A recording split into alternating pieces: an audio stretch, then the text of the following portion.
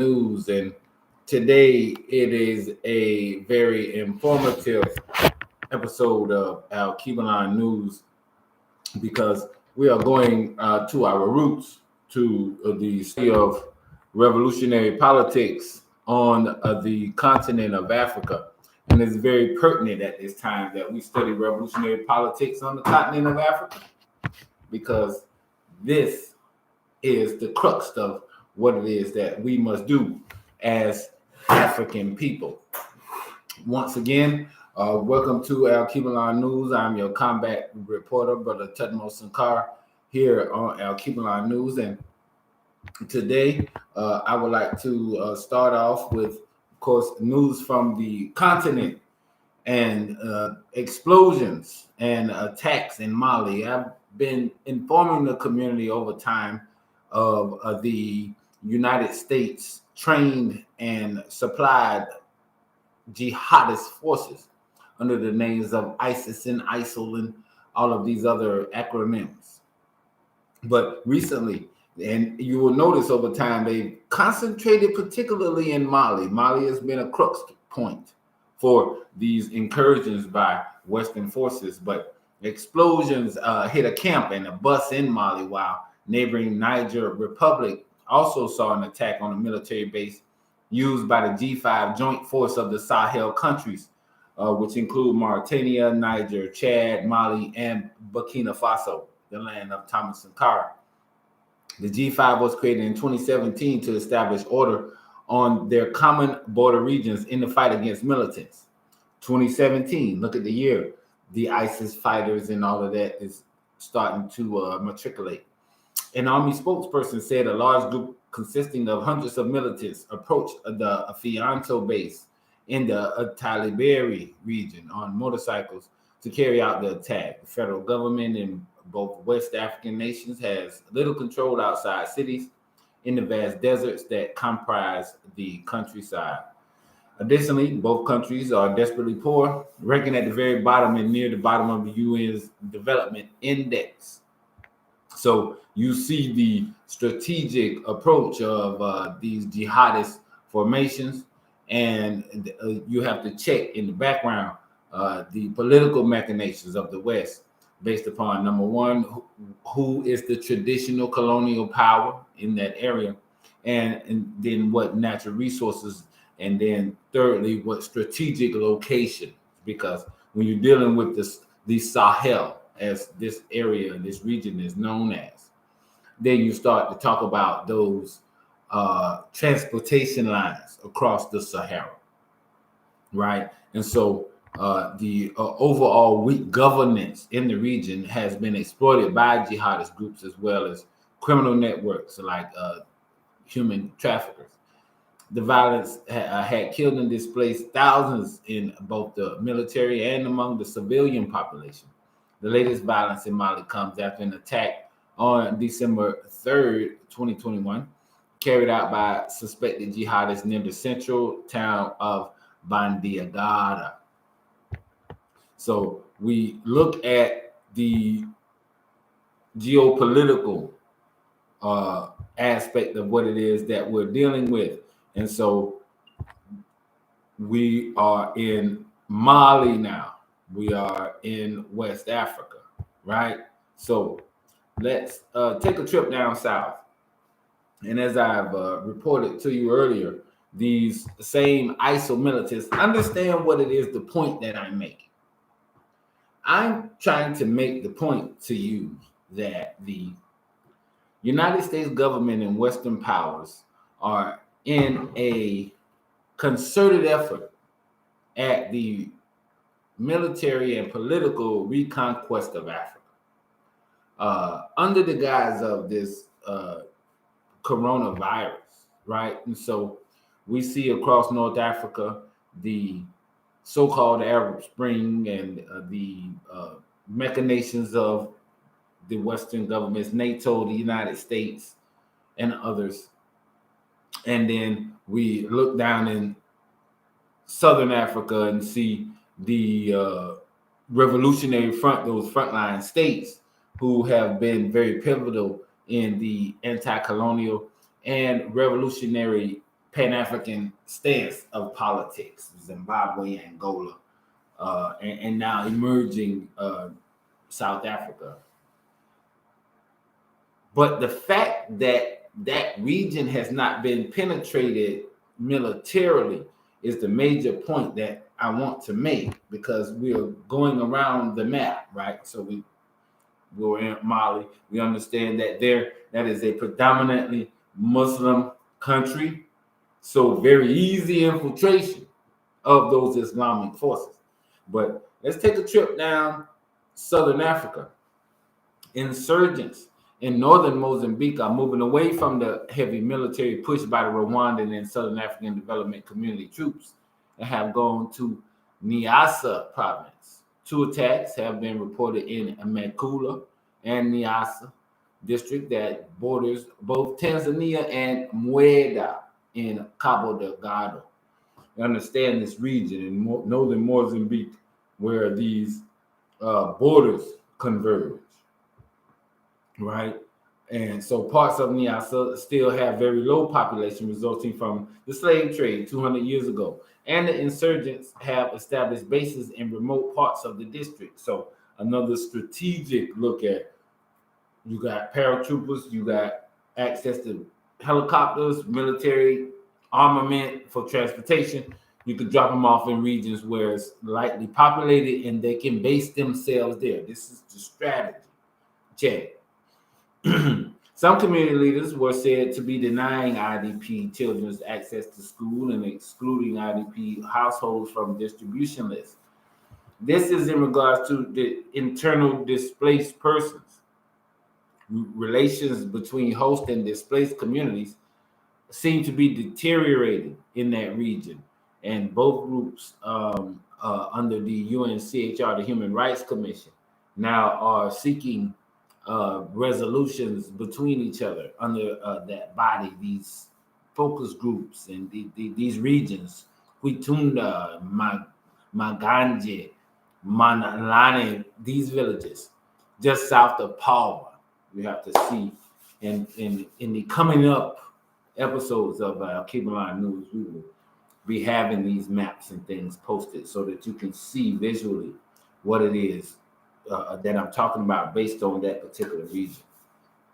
The Cabo Delgado province, the epicenter of the insurgency, has seen the displacement of more than 800,000 people, the killing of more than 2,500 civilians, and the threat of losing billions in gas projects run by the multinational companies in the region, right? So we're looking at a situation where the destabilization, right, is multinational corporations. You're talking about Southern Africa, so not so much of a heavy U.S. influence, more so the Portuguese and the French, these guys down there in Southern Africa, particularly Mozambique, former French colony,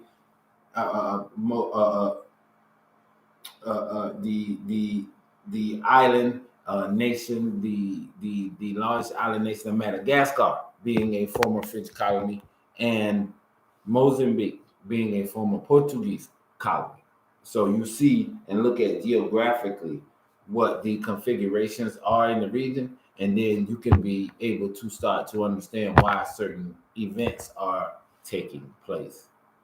Do not forget Darfur. Darfur, for a period of time, was the banner word for insurgency and genocide by Islamic militants in Africa, particularly in that country of Sudan. And with the recent upheaval, political upheaval in Sudan, we see now that there has been a resurgence in those sustained attacks on Darfur. And to understand the political background of Darfur, you have to understand this. After the administration of the UN in Darfur, there occurred a referendum by the UN where they were granted a bit of autonomy because of the genocidal activities that had occurred there. So when you speak about Darfur, then, and as I read to you from allafrica.com, you will see the administrative authorities in Darfur, in that particular region, and those being speaking of more so than the national government of Sudan, and that is because of these referendums, that independence push of those communities in Darfur in Western Sudan. But the number of people confirmed to have died in attacks on villages in West Darfur on Friday has reached 200, according to testimonies of native administration leaders. On Friday, the area of Jaflo, northeast of Azeme, in Kerinik locality in West Darfur, witnessed an attack by gunmen, which led to the killing of 6 villagers and wounding of 7 others. Ahmed Ishaq, member of the Committee for Stopping the Massacres in West Darfur, said that the massive attack with heavy weapons and the 4-wheel drive vehicles on villages in the area led to the death of 84 people and the wounding of 106 others, while the attack on villages in Jebel Moon killed 42 people and burned more than 40 villages. In a press conference in Jenin on Sunday, he said that the attack on camps for the displaced and so-called safe villages came at harvest time in a clear targeting to destroy livelihoods in a premeditated crime that can only be described as genocide and ethnic cleansing. What happened has absolutely nothing to do with tribal conflicts, and any attempt to describe it in this way as is a complicity in the crime, he said. The Darfur Bar Association condemned in the strongest terms the armed attack on villages and civilians and the state government's position on the events. So you see that this, as I've said, this administrative government in Darfur is blaming the national government. So you see that difference in the administration in that region. The DBA accused in a press statement on Sunday the state government of covering up the perpetrators, obliterating the facts, and facilitating the escape of criminal prosecutions. The Darfur lawyers called on the state's judicial authorities to carry out their duties and prosecute the perpetrators. They also called on the governor of West Darfur to open an investigation into the events, including finding the bodies of those who were wearing uniforms of the armed movement, allegedly led by the state governor, Khamis Abdallah himself, and who were using their vehicles. So they're trying to identify those who were killed in the conflict based on the vehicles they were riding in. Central Darfur, an attack launched by gunmen on more than 23 villages in the area of Anjikti in Wadi Salih in Central Darfur on Friday and Saturday led to the displacement of between 25,000 to 30,000 people. Part of them sought refuge in the areas of Jugumu and Foro Baranga in West Darfur. Others fled to neighboring Chad. According to those fleeing the area who spoke to Radio Dabanga on Sunday, the attack on these villages was carried out by gunmen who were riding in 4-wheel drive vehicles and on motorcycles, camels, and horses. Same method as before. They said that they do not know exactly the number and names of the dead and wounded, except for Sheikh Abu Dagin, who was slaughtered along with 4 members of his family, including a 10-year-old child in the village of Teka. Sources reported from Wadi Salih on Sunday the arrival of a military force of 22 vehicles of the administration unit of Anjikti 2 days after the attacks to calm the situation. Former rebel leader and currently member of the Sovereign Council, El Hadi Idris, announced that joint forces will be formed in a time not exceeding 2 weeks. And this force will consist of 3,300 elements led by an army officer at the rank of lieutenant general, distributed over 5 states of Darfur, including 1,500 other paramilitary rapid support forces and 1,500 former combatants of the rebel movements that signed the Juba peace agreement in October last year, in addition to 300 soldiers from the Sudan Armed Forces. Nimir Abdel Rahman, the Wali of North Darfur, said that providing security in the region is not the responsibility of the governors of Darfur, but rather the responsibility of a federal government, and it needs concerted efforts from everyone, including the governor of Darfur and the governors of the states. In the context, El Hadi Idris discussed with the Coordination Committee of the Darfur Track Forces in El Fasher, capital of North Darfur, on Sunday, the security arrangement and the establishment of the joint forces in Darfur. Brigadier Yazid Rashash, a spokesperson for the committee, said that these consultations are the first step in forming the joint force to protect civilians as stipulated in the Juba peace agreement. So he's saying here at the end, very pertinent in the conclusion, that a year later, they said these Juba peace agreements based upon Juba is the capital of South Sudan, right? And so this is a Sudanese conflict.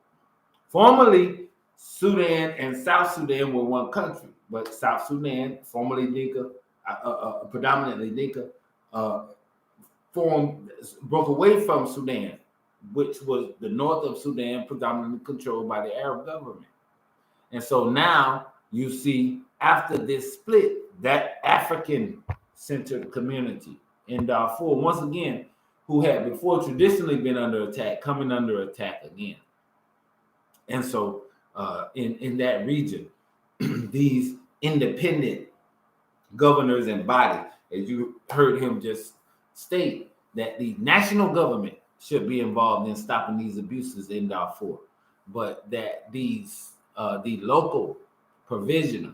That's one thing you have to understand about statesmanship, statehood, statecraft, right? Just as in the United States, right? You have the federal government, they can pass a law, right?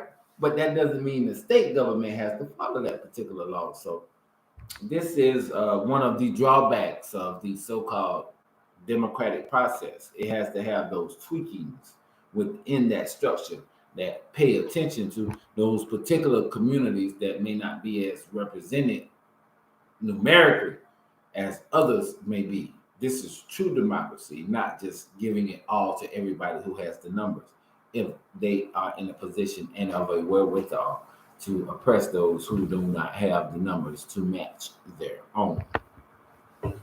Also, once again, bringing into focus this war, it can't be coincidence.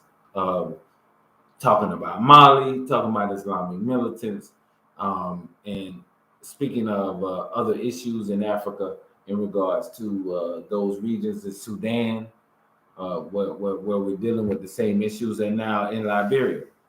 Over 60 Liberian women trafficked to Oman, this country, Oman, this Muslim country, this Arab country, Oman, complain of abuse, molestation, and want to return to Liberia, out of Monrovia, from Front Page Africa. When Grace, a 25-year-old mother of two, was contacted by Amadou Kiazalo for work in Oman, where she would earn up to $2,000 monthly, she felt that was the call that would have ended her years of bitter struggles.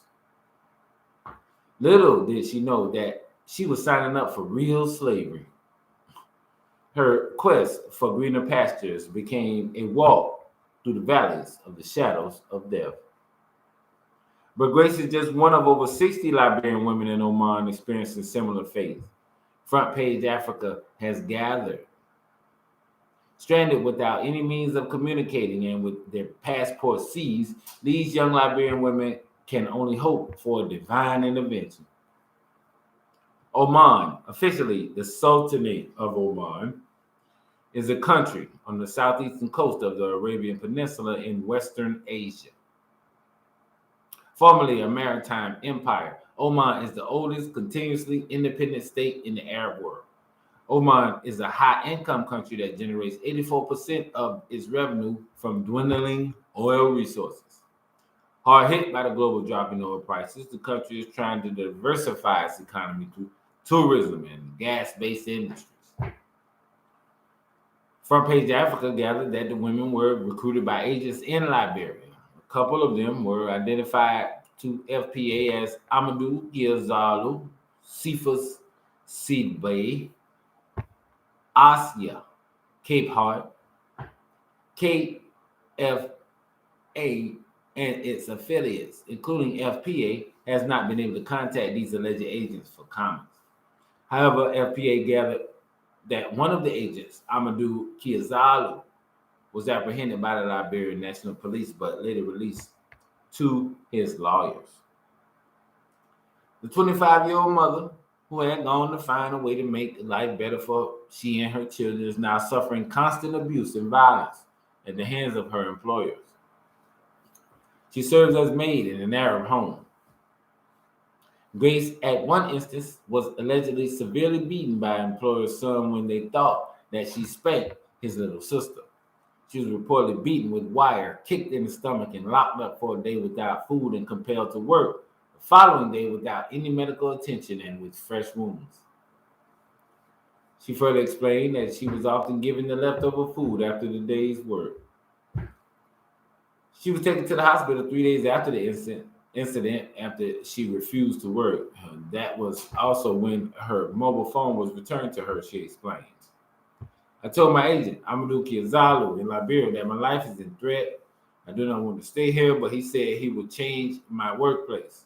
According to her, she was informed by Amadou that she was only there to learn the household work, but that was not the real job for which she was brought to the country. Without being paid, Grace was transferred to another household to do the same work. Several other young women whose names FPA had withheld to avoid stigma have had similar experiences. They say that the various households they were sent to work, they were often harassed and sexually abused repeatedly. They said they were subjected to various forms of torture at the homes they worked. These women were recruited by an agency called Silver Advancement, which has agents in poor countries like Liberia. Upon arrival in Oman, they are compelled to sign a 2-year contract after all their travel documents are taken from them. FPA has seen the contract of one of the women, which stipulates her salary as $207.80 for a year. It's been gathered that the agency that does the recruitment receives up to $1,000 a month for each of the women. But the women, not fearing that their situation will worsen as they have signed the 2-year contract, are now calling on the Liberian authorities, especially the Minister of Gender, to swiftly intervene and help them return to Liberia. We saw this before, I would say approximately 10 years ago, with Ethiopia and the women, particularly, and others, young people also, who had gone to Saudi Arabia to work in households of Arab families there. And this same abuse occurred. The same abuse occurred to the point where the largest airlift of people in history since the Berlin airlift occurred in Ethiopia, from Saudi Arabia to Ethiopia, to resolve this situation. 120,000 Ethiopians were flown back to Ethiopia in 30 days. Flight after flight after flight after flight. Once Ethiopia understood what was going on, it was like, our people up out of here, man. We coming to get them. So the same type of situation we're looking at now in Oman. And when you look at geographically, Oman, as I said, can't wait to get these graphics up. But it is at the bottom section of Saudi Arabia.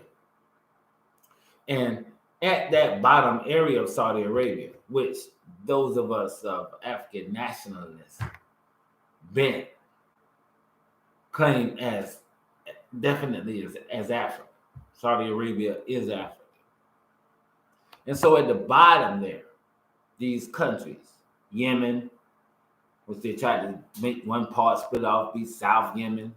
And over here you have Oman. That's that country we're talking about. Further over to the east. from Africa, right?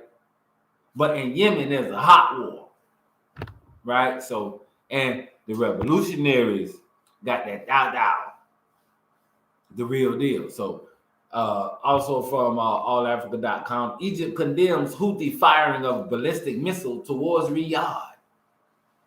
Riyadh is the capital of Saudi Arabia. So if somebody is shooting missiles at the capital of Saudi Arabia, right, and they're Muslim too, my enemy is enemy.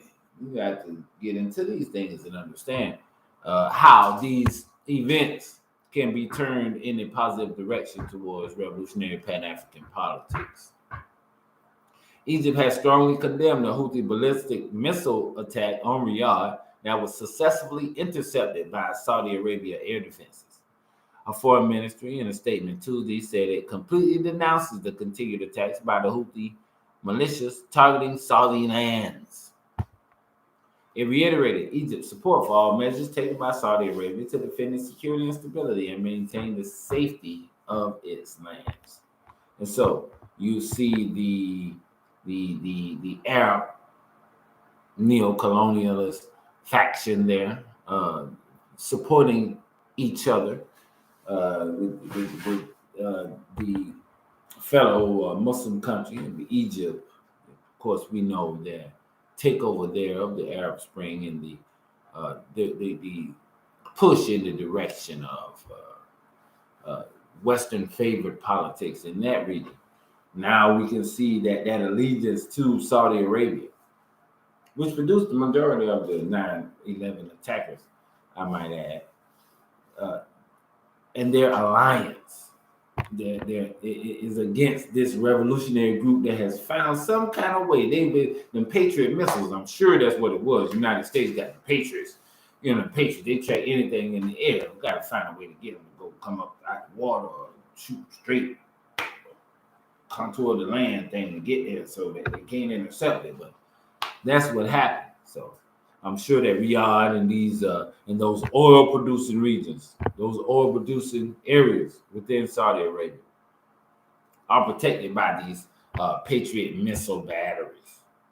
And this is what occurred in this situation, whereby which these ballistic doggone the revolutionaries got the big guns and shot that thing and they stopped it, man. We got the big ups to the Yemen revolutionary forces, the Houthi fighters there, who are the Ali Muslims. And if you understand Islam, you know that those Ali Muslims are definitely one of the more African-centered aspects of the communities of Islam, and those are those comrades, those fighters there. So big ups to them. Also, I want to bring you on over to the Western Hemisphere and its connection to the African continent with Ghana and Guyana. Right? You can already tell. Just think about it. It's only natural that those two nations with that Ghana, Guinea, that root word of African people, Guinea, Ghana, Guyana, signed strategic partnership together. The governments of Ghana and Guyana have signed a framework agreement on cooperation designed to actualize the growing strategic partnership between the two countries. A number of memoranda of understanding in the petroleum and investment promotion sectors have also been signed on Tuesday, December 7, 2021, in Georgetown, Guyana, at the end of a 3-day official visit by the Vice President of Ghana, Dr. Mahamudu Bawumia.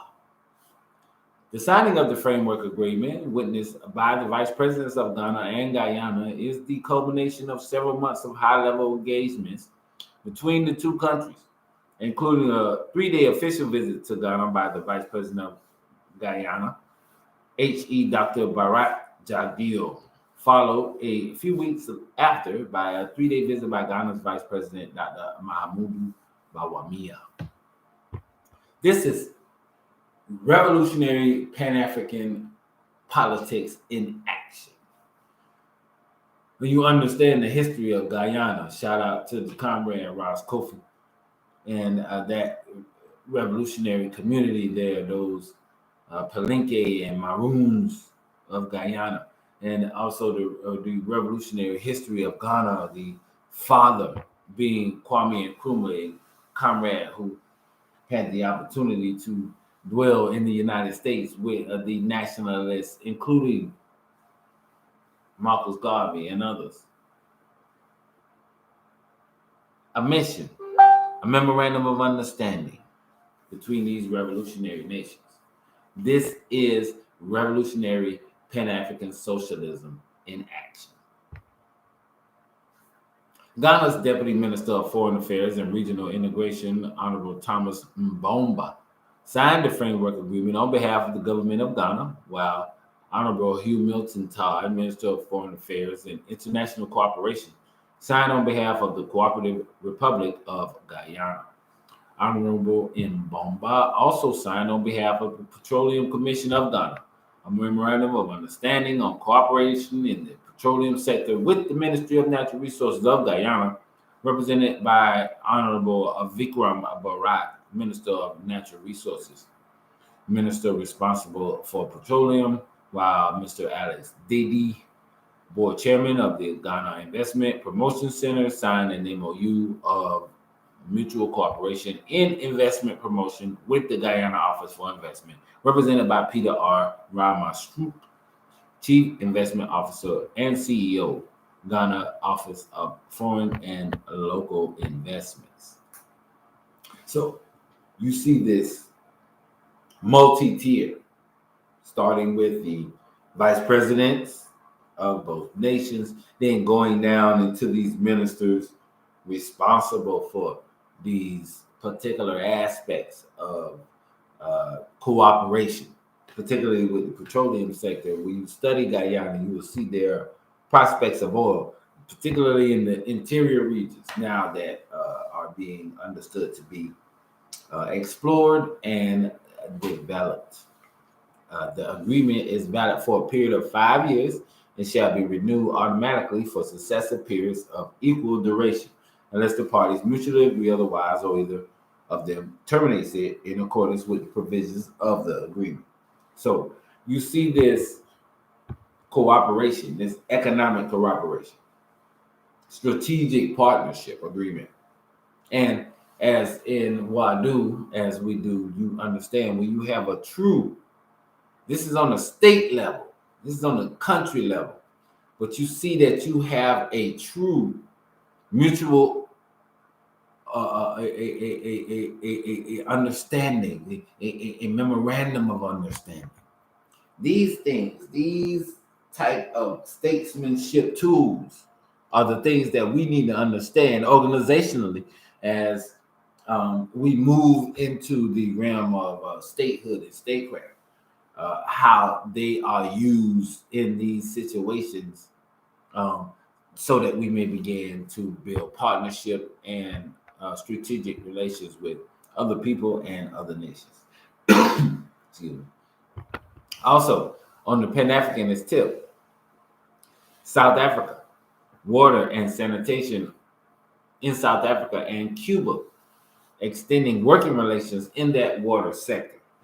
And, you know, so my experience working in Southern Africa in regards to water, particularly with South Africa, because there's something about South Africa that the way it sits on the coast there, they have mountain regions out to the east, and they're pretty water sufficient. But coming down out of Namibia on that west side of South Africa, water is very scarce. And so the Deputy Minister of Water and Sanitation, Mr. David Malobo, and his Cuban counterpart, Mr. Vladimir Matos Moya, first Vice President of the National Institute of Hydraulic Resources of Cuba, have signed an agreement between the government of the Republic of South Africa and the government of the Republic of Cuba on cooperation in the fields of water resources management and water supply. The signing happened during the fifth session of the RSA Cuba Joint Steering Committee held in Pretoria on 25th of November, 2021. Both sides reiterated a commitment to continue strengthening the bilateral cooperation for mutual benefit based on the agreement between the two countries. The agreement has ensured the continuity of the cooperation on water and sanitation between the nations that started in 2001.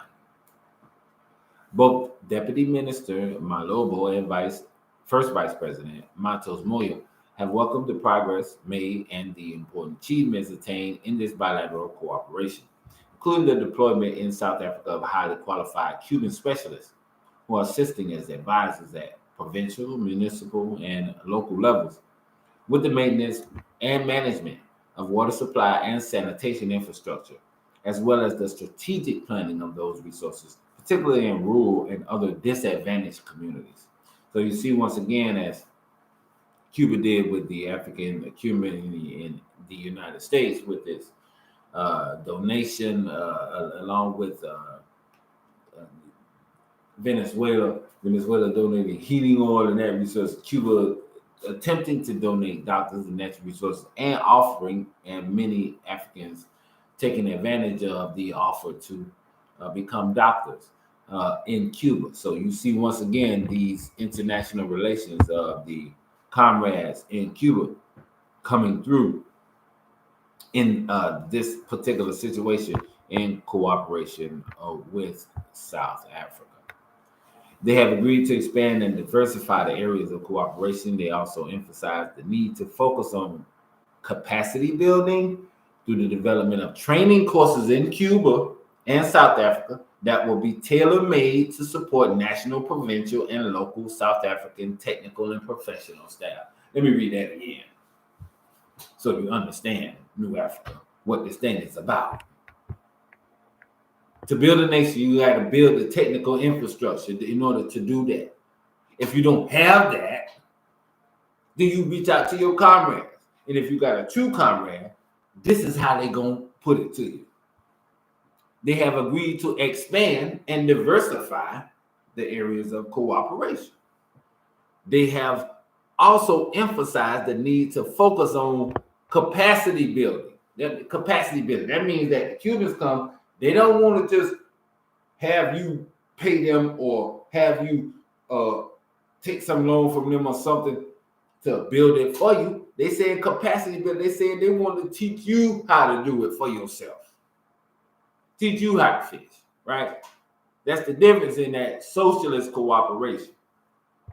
They also emphasize the need to focus on capacity building through the development of training courses in Cuba and South Africa that will be tailor-made to support national, provincial, and local South African technical and professional staff.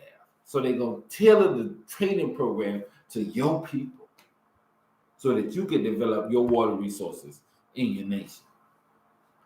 Both parties agreed to continue working together to ensure the success of the next South Africa-Cuba Steering Committee meeting, scheduled to be held in September 2022 in Havana, Cuba. Deputy Minister Malobo and Vice President Matos Moyo recognized the deep historical relations and the strong spirit of solidarity between South Africa and Cuba, which goes beyond the establishment of formal diplomatic relations 27 years ago. In this regard, Deputy Minister Malobo reiterated that South Africa, as a matter of principle and in solidarity with the government and people of Cuba, will continue to support and vote in favor of the economic UN annual resolution on the necessity of ending economic, commercial, and financial embargo imposed by the USA against Cuba. Deputy Minister Malobo further said South Africa also notes that the excellent bilateral relations between Cuba, which are being translated into concrete deliverables through the water and sanitation cooperation, serve to create a better life for all South Africans. So you see and understand here in this situation, go back, understand, Cuba and its armed forces were responsible for the liberation of South Africa at the Battle of Oqueto Cunavale, where the apartheid forces attempted to breach the border defenses of Angola with the assistance of Cuba and its revolutionary armed forces. The Angolans were able to repel these South Africans and retain sovereignty over their nation. These series of battles, series of wars. You're talking about Southern Africa, and you're talking about African liberation movements. We call them, those of us who know, we call them the frontline states. Angola, Zimbabwe, Mozambique, Zambia, South Africa. In frontline states. Southern Africa contains the more independent African states. Imagine West African leader, as Mugabe did, saying he's going to kick all the Western countries out and take over all the land. Can't none of them have none of them. They'll lose their mind. France would go ape crap. The revolutionary politics in Southern Africa is different than other regions because of the balance of power in regards to those socialist nations, those ones who picked that solidarity route with Cuba and those other revolutionary nations who saw that their fight was an anti-imperialist one. And so New Africa, taking those lessons, understanding what it is that must be done going into our future, going into our governmental status as a sovereign community of peoples in the world. We must understand these revolutionary politics and know how to bring these things into fruition based upon the training and based upon the historical examples that have already been laid out before us. The solidarity of the Cuban government, the solidarity of the Cuban government, not only with Africa, but with the Revolutionary Republic of New Africa within the borders of the United States, with their continued solidarity, their support, their harboring of our revolutionary leaders, including Auntie Asada and Nahana Abiodun and others. Understanding as a nation, New Africa, who your friends are and who you need to work with, right? And as we're nearing the end of our show this evening, I wanted to pay a special tribute to a comrade elder, the one who in my internationalist travels had the opportunity to come across and learn from deeply in the midst of some absolutely martial times. I'll say that much. The Southern African Development Community and the Pan-African Forces of Southern Africa often participated in internationalist missions, particularly in Angola and in Mozambique. You just get a mixture of these people and personalities who participate in these things, and only by being there do you understand what it means, because unless you are, you won't remember the individual, each and every one of them, and the faces and the stories and the camaraderie you share with them.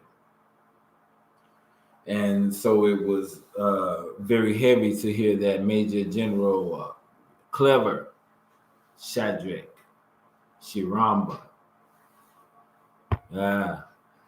General Clever, call him General Clever, Major General Clever Shadrach Shiramba, General Clever, succumbed to COVID-19 complications on Sunday, was yesterday declared a national hero. The announcement was made by President Mnangagwa at the National Heroes Field home in Harare. Major General Shiramba, who was age 66, died at Pyongyang Group of Hospitals. President Mnangagwa was accompanied by Vice President Constantino Chiwenga, ZANU-PF Secretary Kimbo Mohadi, Defense and War Veterans Affairs Minister Opa Muchinguri Kashiri, and service chiefs. President Mnangagwa described Major General Chiramba as a cheerful and intelligent cadre who dedicated his life to the liberation and development of the country. The late Major General was a strong revolutionary cadre who served his country before and after independence with utmost loyalty, dedication, and commitment, he said. I knew him personally, even though he joined the Liberation War via Botswana and ZAPU. President Mnangagwa and Major General Chiramba was bestowed with the national hero status due to his unwavering commitment to ZANU-PF. That's a lesson in African unity, if you didn't catch that in between those lines there. So, Mnangagwa says, I know him personally, even though he joined the Liberation War via Botswana and ZAPU, right? Mnangagwa and Mugabe are ZANU, Zimbabwe African National Union. Nkomo was Zimbabwe African Patriotic Union, ZAPU. So it's almost facetiously that Mnangagwa says, even though he came through Botswana and ZAPU, he still was my dude. You know what I mean? It's like that's the president saying about it. Even though but later on it comes to say he was bestowed with the national hero status due to his unwavering support and commitment to ZANU. Because ZAPU and ZANU joined and became one party that became ZANU-PF, the Patriotic Front, the union of those revolutionary fighters into one government that's been able to hold it and be revolutionary, be the most revolutionary in Southern Africa, and I say throughout the African continent. He consoled the Chiramba family, saying the nation was mourning with them in their bereavement. Vice President Chiramba said he worked together with Major General Chiramba after independence in the Zimbabwe National Army, when the Major General was his deputy at 5 Brigade in Gweru from 85 to 1988. I knew him at a personal level. We wanted to see him get old, but unfortunately, due to the pandemic, he left us early, he said. Vice President Chiramba said at the time of his death, Major General Chiramba was part of veterans of the struggle who were writing a book on the Liberation War. Comrade Mohadi consoled the family, saying the nation shared in their loss. He said Major General Chiramba contributed immensely to the country's independence and maintenance of peace. Father to Major General Chiramba, Mr. Shadrach Chiramba, thanked President Mnangagwa and the government for honoring his son and family. Mr. Chiramba said the honor bestowed on his son was a consolation to his family in their time of mourning. Major General Chiramba's younger brother, Alfred, also thanked the president for the honor, saying even after retirement, his brother remained loyal to government and the ruling party, ZANU-PF. Born on February 2nd, 1955 in TV district in Gedu village, Major General Chiramba did his primary education at Jenya Primary School from 61 to 68. He left the village for Mashaba, where he did ordinary level through correspondence and would later join the liberation struggle, which led to the independence of the country in 1980. He was later tested in the ZNA, the Zimbabwe National Army, where he rose to become a major general until he retired from active service in 2004. Major General Chiramba led 2 infantry brigades during the DRC campaign under the auspices of the Southern African Development Community Allied Forces. Now, that's where our paths cross. The military intervention, which was codenamed Operation Sovereign Legitimacy, was meant to ward off rebels, secure the DRC territory, and protect civilians. Major General Chiramba is survived by his wife, Beatrice Chiramba, Nee Pandabdiwa, 8 children, and 16 grandchildren. Salute to the spirit of my big homie, my big comrade Elder. During that operation, the continuation of what we call the Battle of Cuito Cuernavaca, the mop-up operations, after the Cubans defeated the South Africans in 88. It continued for years. It continued till 2002, all the way until Jonas Savimbi was captured and killed by the Cubans and those forces of the Angolan military within Angola. Some Cuban guys stayed behind. That might be inside information, right?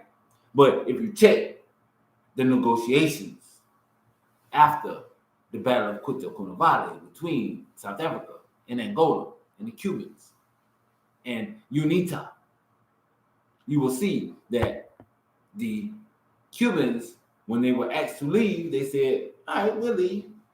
But there was a stipulation within the United Nations that everybody else didn't know about that said that if the Cubans, as African descendants, took residency and citizenship back in Angola, that wouldn't count as Cuba leaving fighters behind after their war in Angola. Genius military politics. We studying about it. We going by the treaty you gave. We ain't breaking the treaty. I'm just saying, our boys gonna be back there. They're gonna be Angolan citizens, and they're gonna continue to fight. And so during that time, 1999, as I said, we're still carrying out those mop-up operations. I mean, to participate as part of the engineering regimen, and we come to a point pushing down into a region outside of a city called Huambo. And in Huambo is where you start to come out in the flatland. So before it was a little hilly, you go up to savannah, it was trees and stuff, and now you're coming out to stuff that's kind of flat. So they had a consultation of the Southern African Development Community and me just getting to participate in my little capacity. I'm like major of like how I get to be a kid from the swamp in Florida over here in Africa with the Cubans, and got these major things on me. And I'm talking to this guy from Zimbabwe, and I feel good about talking to him because he's one of the only people over here that speak the straight English. I don't have to figure out Portuguese and French and all the other languages. So I'm like latching on to him, right? I'm like, comrade, look, yes, I came from America. I'm part of the International Brigade. And he's like, oh yeah, really? Like, tell me about that. How you got how the hell you got how you did that, right? So I'm telling him about it, and he's like, that's crazy. It's the craziest thing I ever heard of, right? I'm like, I know, right? But I remember the fact of him being the person who was responsible for strategically laying out the direction that the rest of that region was going to be approached militarily, starting with the engineering brigade. Well, actually starting with the scouts because they go first, but then the engineering brigade has to come next because they have to lay out the path for the armor and the infantry that's coming behind them. So it's like we're next after the scouts. So he's talking to us and saying like, y'all gotta go fast. You need helicopters to drop you. So salute to the spirit of the Comrade Major General Shiramba of the ZANU-PF and of the Zimbabwe National Army. And to all of the freedom fighters who've given sacrifice and struggle to the African liberation movement from Mozambique to Memphis. This has been your combat reporter, Brother Thutmose Sankara, here on Alkebulan News and World Report. Stay tuned for upcoming news reports from the diaspora, from the continent, from all over. This is a report from the Office of the African Union Chair in Georgia to the communities throughout the world as we organize for liberation, as we pick here in these territories of New Africa and the United States between, is it repatriation or revolution or both, right? That's where we at with it. So salute to the comrades. Y'all stay vigilant always.